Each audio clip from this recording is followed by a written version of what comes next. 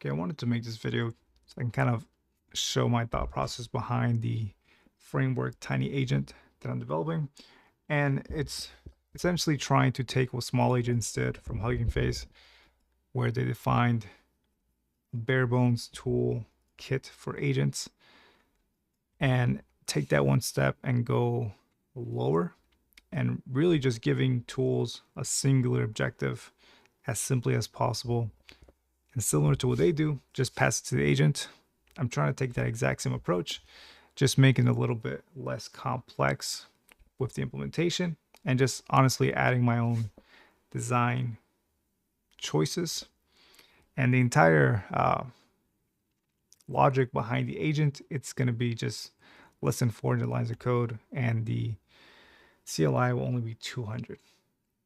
And I'm trying to take that exact same approach and apply it to the MCP servers.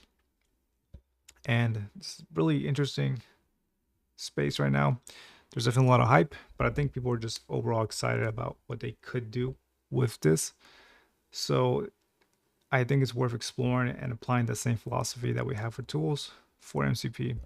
And documentation is not the best. This is relatively new, but I'll throw an example of one of my friends on here who made a repo and boiled it down to the simplest concepts and probably the best code example you're going to find for MCP. For MCP with the agent, I'm trying to do the exact same thing when it's just like defining the tool and just giving it to the agent and saying that you can use it. I'll get that running here. It does take a while to start. And then I'll show an example of the type of tools that I use with agents and some techniques that I use to save me time. One of the big ones that I use is Aider, and Aider is great. I just have a bunch of pre-configurations essentially that I can pass parameters to, and then the agent goes and takes the action without me having to babysit it, because all the configurations are already on the back end. And I also have some configuration files that I can call upon so it works in the way I intended to.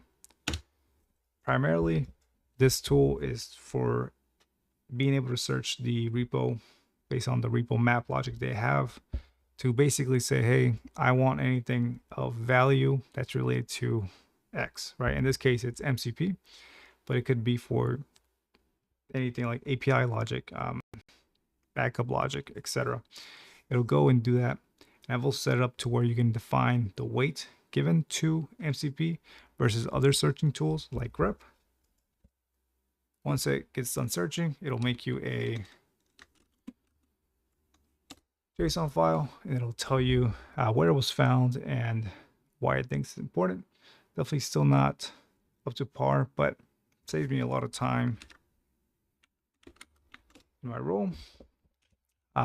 And then after this, I have a tool that essentially tries to make a test for a file, and it'll make a test. And rather than the coding agent, like for example, Claude Code, it'll constantly try to update your base logic to pass the test, which is wrong. And that's what a lot of people do. So I think that's why the model is aligned that way, because it's not just Claude. It's a lot of LLMs do the exact same thing. For some reason, the alignment that's what it is. So what I said, okay, I want to make a tool that tries to do the exact same thing, but under no circumstances are you to touch the base logic. And that has helped my testing quite a bit. It'll generate a test on the fly. It'll also start immediately testing it, and it will never change the base logic. The only thing you can iterate on here, if you configure it, is the test files. I won't let that run just because it takes a while. Lastly, I have the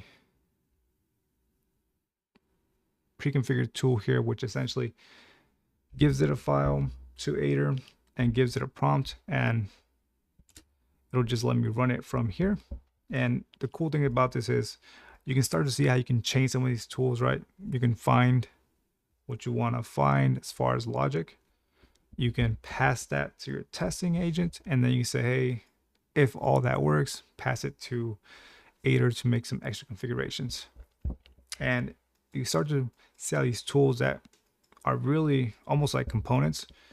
You make one, define it, and that's it, right? It's there forever. You can come back to it and you can develop different flows based on those tools. And it'll save you a lot of time, especially if you spend a lot of time on the command line. So that's my thought process overall. Again, this is mostly experiment for myself, really. And I'm really excited to play around with MCP. So we'll see how that goes.